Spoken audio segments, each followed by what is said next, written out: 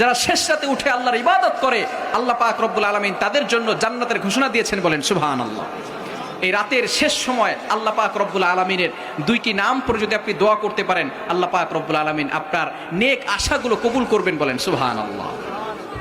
আমরা দোয়া করতে জানি না কোন সময় দোয়া করতে হয়। মুমিন তো এমন থাকবে যে ঝোঁক বুঝে কোপ মারবে, ঠিক কিনা?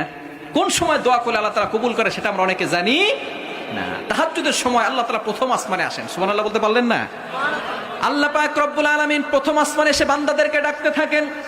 পবিত্র কোরআনুল কারীমের ভিতরে আল্লাহ পাক রব্বুল আলামিন জানিয়ে দিয়েছেন, হাদিসের ভিতরে রয়েছে, বুখারী শরীফের 1145 নম্বর হাদিস, ইয়ানজিলু রাব্বুনাল্লাহু তাআলা, আল্লাহ পাক রব্বুল আলামিন প্রথম আসমানে এসে বান্দাদেরকে ডাকতে থাকে, ও আমার বান্দারা, কার কি লাগবে আমি আল্লাহর কাছে চাও।